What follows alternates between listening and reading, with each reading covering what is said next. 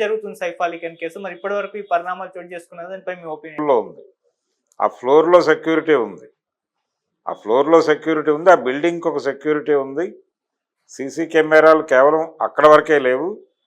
ప్రతి చోట CC camera footage ఉంటుంది. ప్రతి చోట వాచ్ కూడా ఉంటుంది. పర్సనల్ వాచ్ కూడా ఉంటుంది ఈ బిల్డింగ్స్‌లో.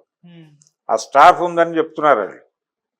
ఇంత వ్యవస్థ ఉన్నటువంటి చోటకి ఒక వ్యక్తి అలా వెళ్ళి పైగా అతను వెళ్ళగలగటానికి ఒక రీజన్ ఎస్టాబ్లిష్ చేశారు. షారూక్ ఖాన్ ఇంటికి ట్రై చేశాడు అతను. అక్కడ సెక్యూరిటీ మరీ టైట్గా ఉండటంతో ఇక్కడ లూజ్గా ఉందని ఇక్కడికి వచ్చాడు అని చెప్పారు. ఇదొక నేరేషన్. ఇది కూడా విషయాన్ని పక్కదారి పట్టించే గొడవే. అంటే ఈ టోటల్ వ్యవహారం చూస్తే కరీనా కపూర్ ఒక ట్వీట్ చేసింది. ఆ ట్వీట్లో ఏం చెప్పిందంటే, జరిగింది దురదృష్టకరమైన సంఘటనే, దీని మీద స్పెక్యులేట్ చేయకండి, దయచేసి దీని మీద ఊహాగానాలు వ్యాప్తి చేసే ప్రయత్నం చేయకండి అని చెప్పారు ఆవిడ. అంటే ఊహాగానాలు ప్రచారం చేయొద్దు అని ఎందుకన్నారు ఆవిడ అనేది చూడాలి. ఎందుకన్నారు అంటే లోపల ఇంకేదో జరిగింది అని ప్రపంచం అనుకుంటుంది. సెలబ్రిటీ ఇంట్లో జరిగిన గొడవ కాబట్టి ఇది కుటుంబపరమైన గొడవ. ఫుటేజ్లన్నీ చూసాము. చూసిన తర్వాత మాకు బయట నుంచి ఎవరో ఎంటర్ అయ్యారని అనిపించలేదు, లోపల ఏదో జరిగింది సంథింగ్ అనేది వాళ్ళు మొదట చెప్పిన మాట.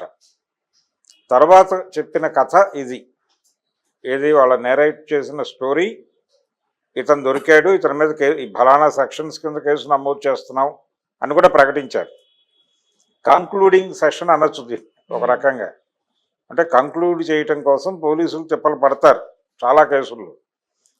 ఎందుకు జరుగుతుందంటే ఇది ఇప్పుడు ఎవరినో పెట్టారు ఆ కేసులో. ఈ పెట్టిన అతన్ని వద్దనుకున్నారు. ఇప్పుడు ఎందుకు వద్దనుకున్నారు అంటే రీజన్ ఇలా అయి ఉండొచ్చు అనుకుంటున్నాను.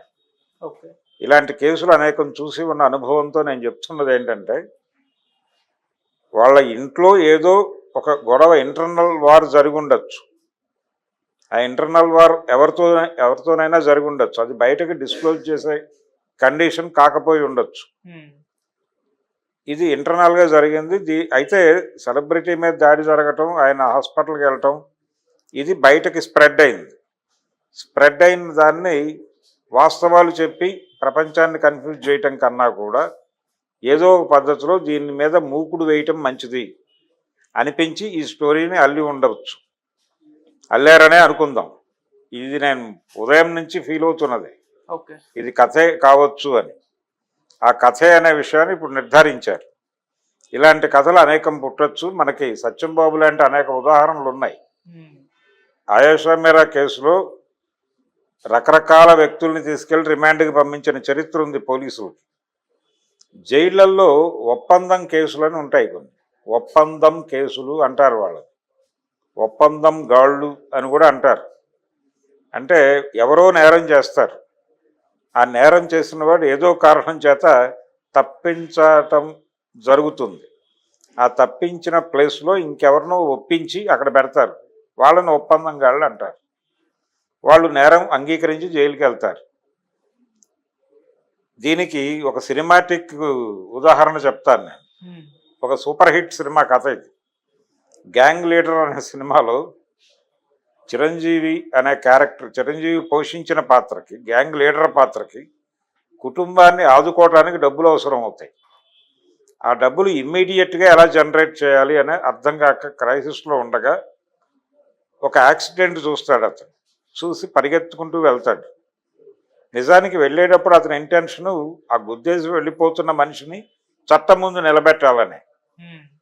తీరా వెడితే అక్కడ ఆ పర్సన్, ఒక మహిళ, అతను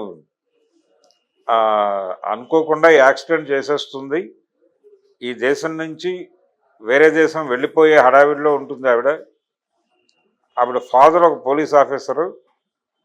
వాళ్ళు ఇతన్ని అడుగుతారు, అయ్యా జరిగింది తప్పే, మేము ఆ కుటుంబాన్ని ఆదుకుంటాం, కానీ ఈ అమ్మాయి చేసిన తప్పుని ఇప్పుడు అంగీకరించే పరిస్థితుల్లో లేదు. ఎందుకంటే తను వేరే దేశం వెళ్ళాలి అనివార్యంగా, కాంట్రబట్ సిచ్యువేషన్.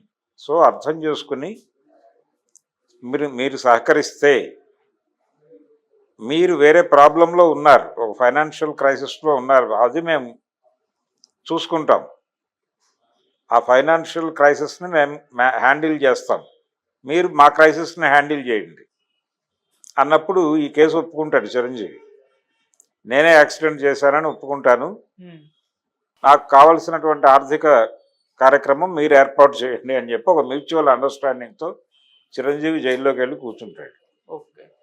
ఆవిడ అమెరికా వెళ్ళిపోతుంది, వీళ్ళ ఫ్యామిలీ ప్రాబ్లం సాల్వ్ అయిపోతుంది. ఇదే జరుగుతుంది ప్రపంచంలో. కాబట్టి అలాంటి ఒక ఒప్పందం గాడిని ఎవరినో ప్రవేశపెట్టారు పొద్దున, అది మళ్ళీ ఎక్కడో బెడిసింది. బెడిసి బయటకు వచ్చేసాడు అతను.